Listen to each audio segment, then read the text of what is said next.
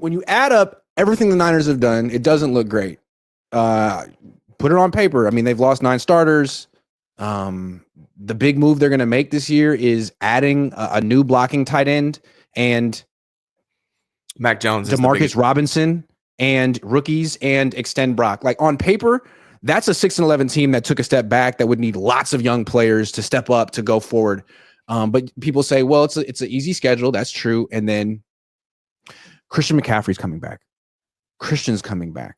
He wasn't there last year, but Christian still a great player.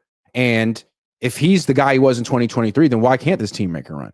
It seems to me that all the hopes and dreams of 2025, if this season is going to be anything, are very much dependent on Christian McCaffrey being the guy he was 2 years ago. Like, are they putting too much pressure on him to be great? I don't know if they're putting too much pressure. That he's a professional athlete making $19 million a year as a running back, highest paid running back in the NFL. I mean, take the pressure. That's what you get paid for. I guess when I meant pressure, not mental pressure, but relying on him too much. Yeah, like this sounds like another big workload year for Christian McCaffrey if he can take it. Yeah, and we'll see what they do in the draft. I fully expect them to draft a running back because they lost Jordan Mason. They can't rely on IG to be an every down back, and you can't rely on Christian McCaffrey. We don't know what Christian McCaffrey is going to look like. So they're going to be drafting a running back probably top 4 rounds, 3rd or 4th round. If Cam Sketabo is not on this team, I would be surprised. I really think he is going to be. It's the most obvious pick in the draft. They're taking him. I feel like it's going to happen. So, are they putting too much pressure? No, but they're relying on him too much as of right now. We'll see what happens in the draft. If they go after a running back early, maybe that's the solution. I don't know. Yeah, whenever you lay out why this offseason has been so bad, I think the common retort from people who are very hopeful or confident in the 49ers as well, what about McCaffrey? Why would you count him out? No, that's fair. I'm not necessarily counting him out. Maybe he comes back this year is just freaking incredible. But what I saw last year was bilateral Achilles tendonitis that took forever to go away. He had to leave the country to get treatment. So is that fully behind him? I don't know. And then he played for 4 games. First 3 didn't look so good. The 4th one looked good. It was in snow. His blocking was incredible. People were slipping all over the field. And he got hurt and left the game with a different injury.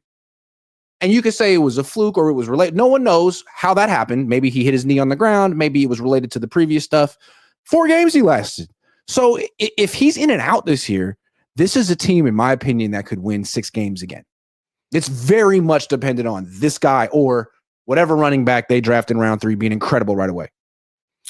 Yeah, I mean, I think I don't have a ton of confidence. I'm hopeful. I'm super hopeful that, Christian McCaffrey returns to the Christian McCaffrey we saw in 2023. But as far as like my hope, it's not high.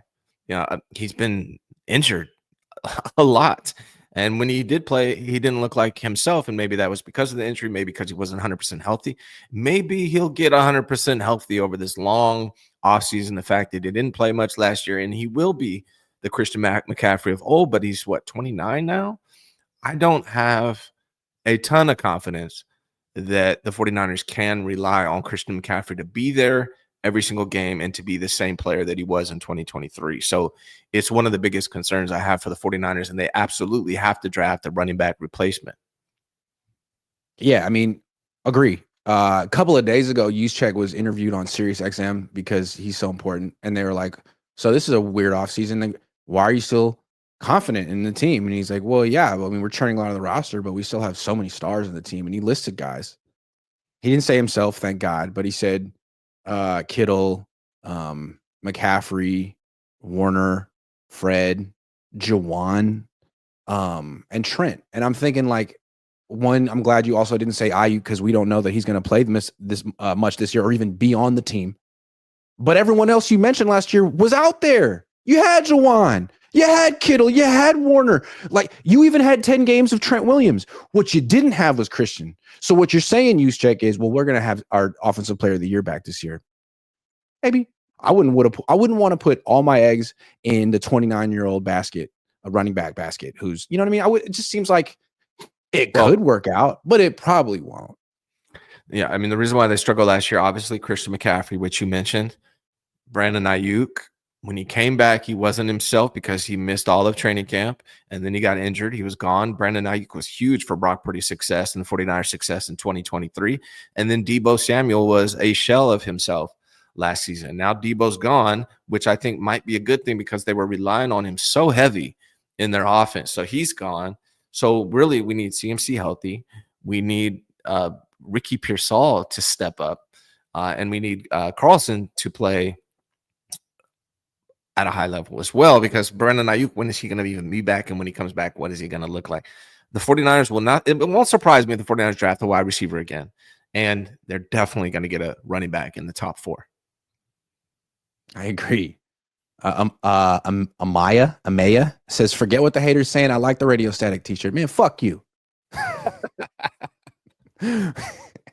Joseph for real says, I would love the inside of coach about being a big man and using barefoot shoes for top athletes. Individual toes not needed. Mac Mall or Second to None. Mac Mall. Second to None was that one of DJ Quick's groups? Yeah, I remember Second to None. They had a couple good ones. That was back in the day. Now, I don't know if it was DJ Quick, but I remember Second to None. I mean, like on the DJ Quick albums, there's always like one song featuring Second to None, one song featuring Sugar Free, one song featuring Play a Ham, one song featuring, he had his crew. You know what I mean? None of them really got that big, but it was a good crew. DJ Quick is an underrated producer. Really, he's huge. All around artist. I like his rapping too. His Safe and Sound, was that what it was called? Safe and Sound, and then Rhythmalism, 2 of the best rap albums in West Coast canon. I'm a big DJ Quick guy though. Yeah, I love DJ Quick, man. Yeah, I remember being like 11 years old, rapping I Love B P. Oh yeah. Hell yeah. 11. Yeah. You knew. Yeah. You saw your whole future. Amaya says, Grant, Nick's a great co-host, but Maj doesn't sound like he knows squat about football and it's painful to watch. He's just searching stuff up half the time. Hold on. In Maj's defense, we've been doing a lot of draft stuff, and I think that's Nick's wheelhouse, but Maj is a very opinionated, animated, entertaining co-host. And I'm still pissed at you about what you said about my shirt. So in your face.